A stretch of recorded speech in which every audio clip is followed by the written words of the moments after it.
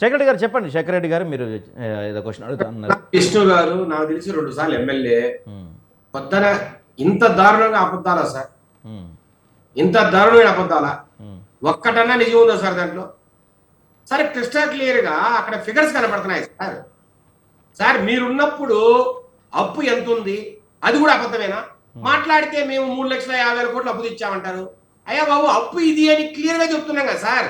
మళ్ళా చెప్తా రాసుకోండి సార్. 2014లో ఆ రోజు మనం బైఫ్రికేషన్ అయినప్పుడు మనకు ఉన్న అప్పు 1,08,000 కోట్లు.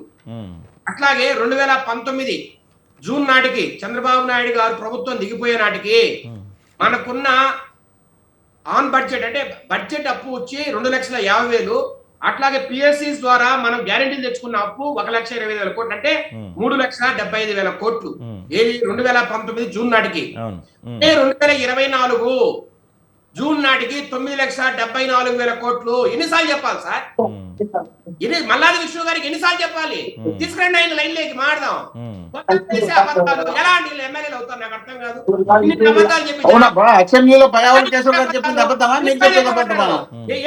అసెంబ్లీలో పయ్యావుల కేశవ్ గారు 7 లక్షల కోట్లు మొత్తం ఒప్పని చెప్పింది అబద్ధమా? మీరు చెప్పేది అబద్ధమా? వైఎస్ఆర్ ప్రభుత్వం 3 లక్షల కోట్ల 30,000 అని చెప్పింది అబద్ధమా కాదా? మీరు ఆయన పిలిచమంటే నేను ఉండా కదా అంటే, ఆయన పిలిచమంటే లైవ్ లో నేను ఉండా కదా. అంత దారుణంగా మాట్లాడితే ఎవరేం మాట్లాడతావు సార్? నాకు టైం ఇస్తే 5 నిమిషాలు టోటల్ గా చెప్తా. చెప్పండి చెప్తా, దయచేసి అడ్డుపడకండి. రైట్, అడ్డుపడ చెప్పండి. మోహన్ రెడ్డి గారు 5 నిమిషాలు ఆగండి సార్. అంటే 6 లక్షల కోట్ల రూపాయలు మీరు అప్పు చేసి, మీరు చెప్పినట్టే 2,50,000 కోట్ల రూపాయలు నవరత్నాల ద్వారా మీరు ప్రజలకు ఇస్తే, మిగతా 3,30,000 కాకులెత్తుకుపోయాయా? లేదంటే కథలెత్తుకుపోయాయా? ఎక్కడికి పోయిందా డబ్బంతా? దానికేమి లెక్క పక్క ఉండదా? మేము చంద్రబాబు నాయుడు గారు అదే అడిగారు. ఇంత అప్పు చేసి ఎక్కడ పెట్టారు మీరు తీసుకెళ్లి? పోలవరం పెట్టారా సార్? పోలవరానికి ప్రతి సంవత్సరము 1,000 కోట్ల కన్నా ఎక్కువ ఎక్కడా పెట్టలా సార్. మొత్తం 5 సంవత్సరాల్లో పోలవరం ఖర్చు 6,000 కోట్లే. పోలవరానికి సెంట్రల్ ఇస్తుంది కదండి, మనం తెచ్చేది ఉండదు కదా సార్. సెంట్రల్ గవర్నమెంట్ ఇచ్చినా స్టేట్ గవర్నమెంట్ ఇచ్చినా మొత్తం చెప్తున్నా నేను సార్. నేను మొత్తం చెప్తున్నా. సెంట్రల్ సరే స్టేట్ గవర్నమెంట్ గురించి మాట్లాడదాం. నేను అడుగుతున్నా, స్టేట్ గవర్నమెంట్ అప్పు తెచ్చి ఎక్కడ ఏది కట్టింది చెప్పండి? అందరినీ కట్టిందా? లేదంటే వెలుగుడ ప్రాజెక్ట్ కట్టిందా? లేదంటే కాలేజ్ నగరి కట్టారా? ఎక్కడైనా ఒక విమానాశ్రయాన్ని కట్టారా? లేదంటే ఎక్కడైనా ఒక ఫ్యాక్టరీ స్థాపించారా? చెప్పండి సార్. నేను మాట్లాడితే మేము సచివాలయాలు కట్టాము, ఆర్బిట్ కట్టాము అంటే ఎవరి డబ్బుతో కట్టారు? అది నరేగా ఫండ్స్ తో కట్టారు. మీరు డబ్బు తెచ్చి డబ్బులతో కాదు కట్టింది మీరు. నరేగా అంటే ఉపాధి హామీ పనుల్లో వచ్చిన డబ్బుతో. ఏదైనా నిజాలు మాట్లాడితే ఇంట్లో కూర్చోవచ్చాయా? గంట సేపైనా. నరేగా ఇచ్చేది గుణాదులకు మాత్రమే. నీకు తెలిసిన లేదో, నరేగా ఇచ్చేది గుణాదులకు మాత్రమే. ఇప్పటికీ బిల్లు లేలే, ఇప్పటికీ బిల్లు లేలే. ఏమే మాట్లాడేటప్పుడు కొంచెమైనా లేకుండా. ఎవరన్నా వచ్చే వాళ్ళని రెడీ ఓపెన్ డిబేట్. ఎంతమంది డిబేట్ చేస్తా? 10 మందితో డిబేట్ చేస్తా. 50 మందితో చేయొచ్చు. అబద్ధాలకు ఏముంది? ఎవరితోనే చేయొచ్చు. 100 మందితో చేయొచ్చు అబద్ధాలు చెప్పడానికి. రైట్. శేఖర్ రెడ్డి గారు క్వశ్చన్. శేఖర్ రెడ్డి గారు వినిపిస్తుందా? హాస్పిటల్స్ తర్వాత స్కూల్స్ ఏదైతే మీరు ఉండండి సార్. హాస్పిటల్ తో స్కూల్స్ మీరు ఏదైతే రిపేర్ చేశారో అది కూడా ఉపాధి హామీ డబ్బే. మీరు ఎక్కడ అప్పు తెచ్చి పెట్టలా? 10,000 కోట్లు 2 సంవత్సరాలకే ఇన్వెస్ట్మెంట్ బ్యాలెన్స్ పెట్టి పిల్లల జీవితాలతో ఆడుకుంటున్నారా? మీకు తెలిసినో లేదో? చిన్న పిల్లల జీవితాలతో, చదువుకున్నటువంటి పిల్లల జీవితాలతో ఆడుకుంటున్నారు. 10,000 కోట్లు బ్యాలెన్స్ పెట్టారు. మీరు మాట్లాడితే శేఖర్ రెడ్డి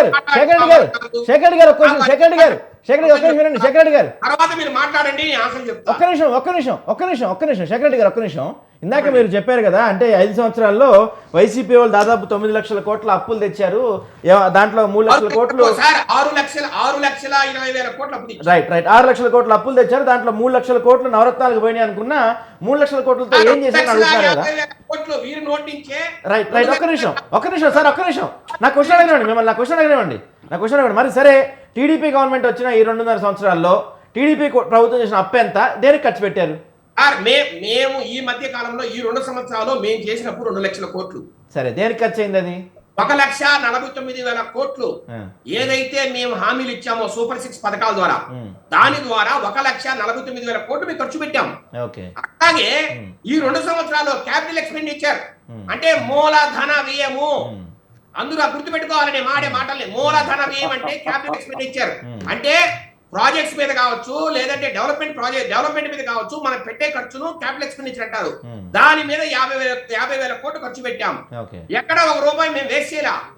కానీ ఈ రోజు చంద్రబాబు నాయుడు గారు చెప్పింది అదే, అయ్యా ఏదైతే డబ్బులు మనకు ఆదాయం స్టేట్ లో వస్తుందో ఆదాయము, ఏదైతే సెంట్రల్ ఫండ్స్ వస్తున్నాయో అవన్నీ కూడా మనకు కేవలం జీతాలకు, అప్పులకి, అట్లాగే వాటి ఇంట్రెస్ట్ గా సరిపోతుంది సార్. 6 లక్షల కోట్లు అప్పులు చేస్తే ఎంత డబ్బు కట్టాలి సార్? సంవత్సరం తిరిగి 50,000 కోట్లు కట్టాలి. ఇంట్రెస్ట్ తో కలిపి అతన్ని వదిలిపెడితే అబద్ధాలు కంటిన్యూగా మాట్లాడుతూనే ఉంటారు. నిజాలు మాట్లాడు శేఖర్ రెడ్డి గారు, కంటిన్యూ అబద్ధాలు చెప్తూనే ఉంటారు.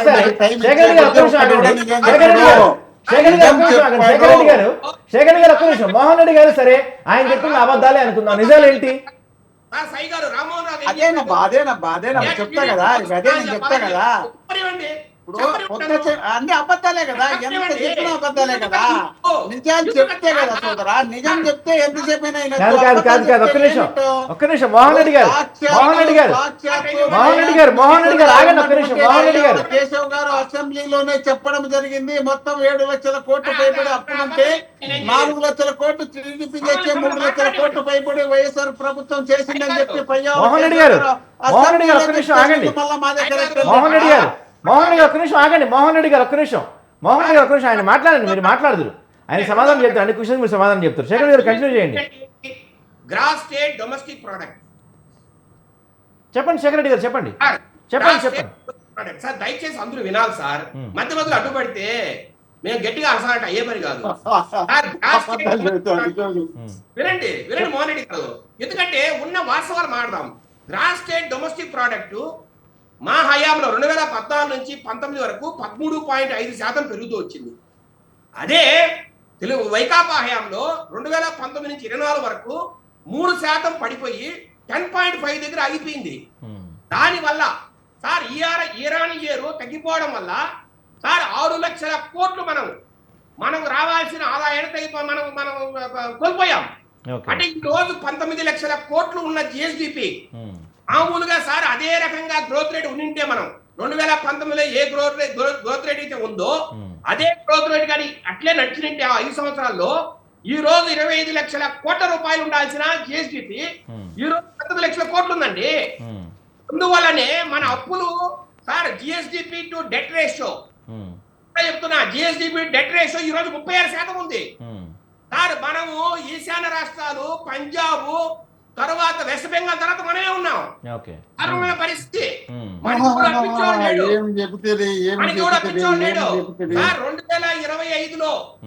2025లో మనకి నీతి ఆయోగ్ ఏం చెప్పింది sir? Zero debt sustainability. Andhra Pradesh అప్పులు కట్టే పరిస్థితుల్లో లేదు, ఎత్తిపోయింది స్టేట్ ఇది. దీనికి ఎవరు అప్పివద్దండి, నీతి ఆయోగ్ ప్రకటించిందండి. జీరో డెట్ సస్టైనబిలిటీ అంటే తెలుసుకోండి ముందు వైసీపీ వాళ్ళు. మొత్తం మీరు ఎత్తిపోయారు, మీకు ఇంకా అప్పు పుట్టదు, అప్పులు కట్టే పరిస్థితిలో లేరు.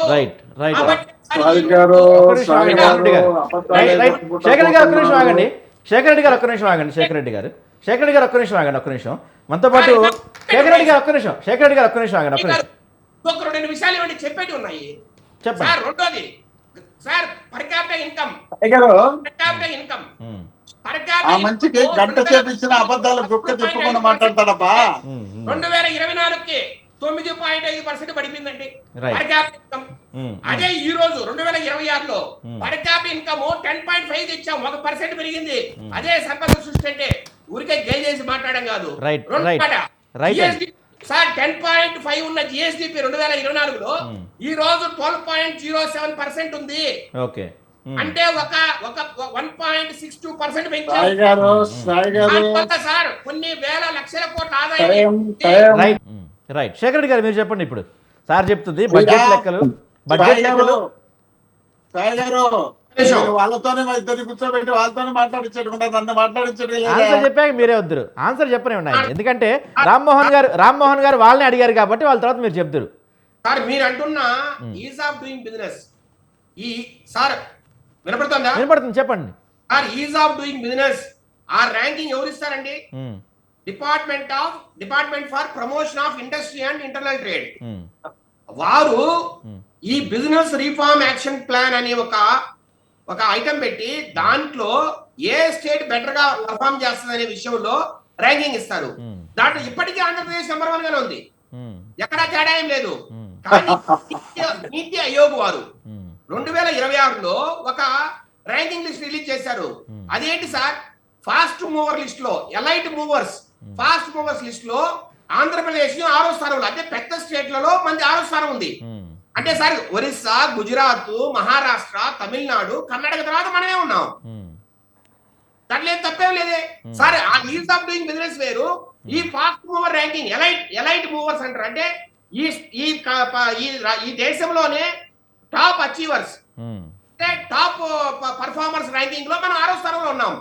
అంటే ఆబ్వియస్ గా మీకు అర్థం కావట్లేదు సార్. మనకన్నా ఎట్లయినా కర్ణాటక కావచ్చు. ఈ రోజు కర్ణాటక 4 లక్షల కోట్ల రూపాయల సర్వీసెస్ ను వాళ్ళు ఎక్స్పోర్ట్ చేస్తారండి, ఐటీ ఎక్స్పోర్ట్. ప్రతి సంవత్సరం కూడా మనం ఎంత చేస్తున్నాం, 10,000 కోట్లు చేస్తున్నాం. అదే తమిళనాడు కావచ్చు, గుజరాత్, మహారాష్ట్ర, ఇవన్నీ మనకనే ఎక్కువ ఉన్నాయి. మన దేశంలోనే చిన్న స్టేట్లన్నీ పోల్చుకుంటే 8వ స్థానంలో ఉన్నాం. అప్పుల సంగతి నేను మూడు కలిపి చెప్తున్నారు. చెప్పే 9,74,000 కోట్లు బడ్జెటరీ దీంతో పాటు బడ్జెటరీ డెట్ తో పాటు ఏదైతే పిఎస్సికి సంబంధించిన అప్పులు ఉన్నాయో అన్ని కలిపే 9,74,000 కోట్లు. మనకు సార్ ఓన్లీ బడ్జెటరీ శ్వేతపత్రంలో మెన్షన్ చేయాలి, 7,11,000 కోట్లు ఉంది. మెన్షన్ చేయాలి ఆ మాట. 7,11,000 కోట్లు ఉంది. మొత్తం కలిపితే 74,000 కోట్లు. వైసీపీ గారు చేసిన అప్పు 6 లక్షల కోట్లలో ఈ 3 ఉన్నాయి కదా నేను అంటున్నాను కదా. అప్పటి మొత్తం అప్పండి సార్, అప్పే నేననేది సార్. సార్ మీరు తెలుగుదేశం పార్టీ ఆ రోజు దిగిపోయిన నాటికి 2019లో అన్ని అప్పులు కలిపి 3,70,000 కోట్లు ఉంది. అంటే ఆన్ బడ్జెట్, ఆఫ్ బడ్జెట్ రెండు కలిపి.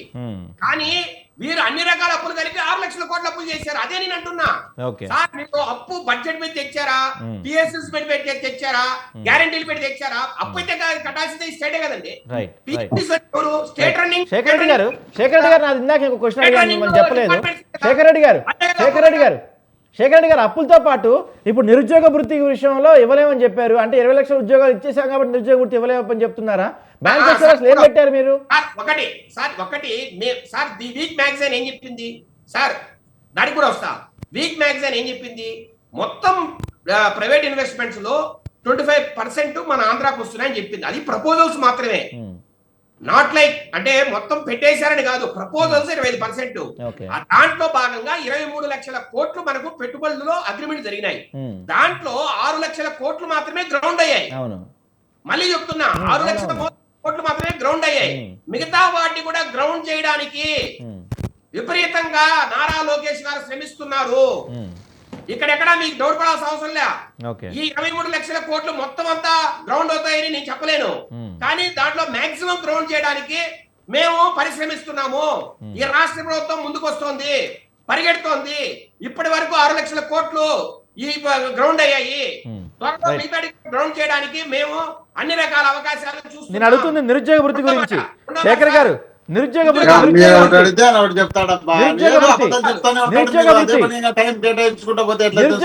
చెప్పండి సార్. ఈ రోజు సార్ మేము నిరుద్యోగ వృత్తి 3,000 ఇస్తామని చెప్పాము. నేనేమంటున్నానంటే ఈ రోజు ఇప్పటికే మేము 6 లక్షల జాబ్స్ ఇచ్చాం. ప్రైవేట్ రంగంలో కావచ్చు, పబ్లిక్ రంగంలో సార్ గవర్నమెంట్ ద్వారా వచ్చిన జాబ్స్ మొత్తం డిఎస్సి ద్వారా కావచ్చు రకరకాల అసిస్టెంట్ ప్రొఫెసర్ జాబ్లు రకరకాలుగా మేము ఇంతవరకు ఫిల్అప్ చేసిన 30,000 జాబ్స్ టోటల్ గా ప్రైవేట్ ప్లస్ పబ్లిక్ అంటే గవర్నమెంట్ కలిపి ఇప్పటి వరకు 6 లక్షల పైన. అది సార్ ఈ గణాంకాలు నేను చెప్పేది కాదు. ప్రైవేట్ ఉద్యోగాలు కూడా లెక్కేసుకుంటారా? ప్రైవేట్ ఉద్యోగాలు కూడా కౌంట్ చేసుకుంటారా? బండారు రామోహన్ గారికి ఐడియా ఉండాలి. రామ్మోహన్ గారు ప్రైవేట్ ఉద్యోగాలు కూడా కౌంట్ చేసుకుంటారా?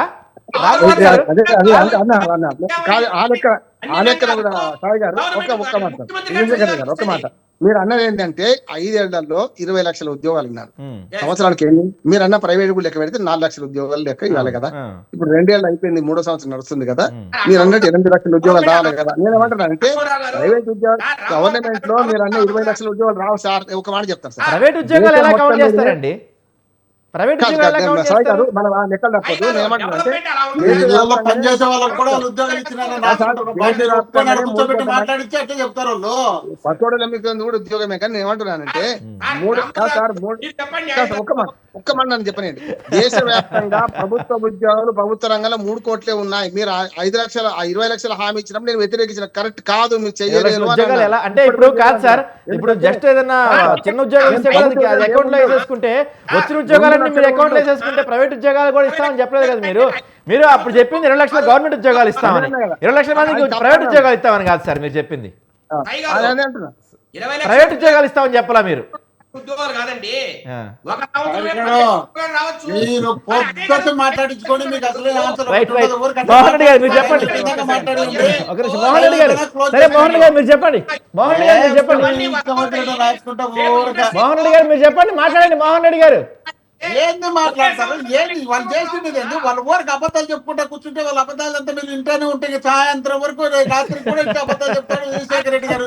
ఎక్కడ నిజం చెప్తున్నారు? ఒక ఇంటి పట్ట ఇచ్చినారని చెప్పండి. 31 లక్షల ఇంటి పట్టాలు ఇచ్చి 20 లక్షల ఇల్లు శాంక్షన్ చేసి 15 లక్షల ఇల్లు పూర్తి చేసినారు జగన్మోహన్ రెడ్డి గారు. వీళ్ళేంది జగన్మోహన్ రెడ్డి గారికి పోల్చుకునేది ఏంది? నక్కకు నాగలో కనుక్కున్నంత తేడా వీళ్ళకు మాకు ఉంది. ప్రతి ఊర్లో జగన్మోహన్ రెడ్డి గారి పేరు చెప్తే ఈ రోజు ఆరోగ్యశ్రీ కేంద్రాలు కానీ, అదే విధంగా మన ప్రతి సచివాలయాలు కానీ లేక ఆర్బీకే సెంటర్లు కానీ ఎక్కడ చూసినా జగన్మోహన్ రెడ్డి గారి బ్రాండ్ ఉంది. 12-17 సంవత్సరాలు ముఖ్యమంత్రిగా ఉన్న చంద్రబాబు నాయుడు గారి పేరు చెప్పుకోవడానికి ఒక్క పథకం కానీ ఒక్క పని చేసినట్టు ఉండేదేమో. ఈ రైలు ఇంజన్ ఏదో చెప్తారు చూడు, డబుల్ ఇంజన్, ట్రిపుల్ ఇంజన్, 4 ఇంజన్లనే. ఈ ఇంజన్ ఉండే వాళ్ళు ఏం చేస్తున్నారు చెప్పండి. ఇప్పటికి 12,000 కోట్ల రూపాయలు ఇక్కడ నుండి వెళ్ళిపోయినాయి. పరిశ్రమలకు సంబంధించి 12,000 కోట్ల రూపాయలు ఎన్నికపోయినాయి. వీళ్ళు మాటలు చెప్పుకుంటా కూర్చొని మాట్లాడుతున్నారు. జగన్మోహన్ రెడ్డి గారు ముఖ్యమంత్రి అయిన తర్వాత 1,00,000 కోట్లతో 31 లక్షల ఇంటి పట్టాలు ఇచ్చే కార్యక్రమంతో పాటు ఇల్లు నిర్మించే కార్యక్రమం పూర్తి చేసి పెడితే, ఈ డబుల్ ఇంజన్ సర్కారాలు వచ్చిన తర్వాత కేంద్రం రాష్ట్రం అందరూ కలిసి ఎక్కడికక్కడ అక్కడే నిలిపేసినారు తప్ప ఇంత బడ్జెట్ తో కట్టించినటువంటి ఇళ్లను పూర్తి చేసి పేదవారికి అందించాలనే ఉద్దేశం లేకుండా ఉన్నటువంటి వీళ్ళు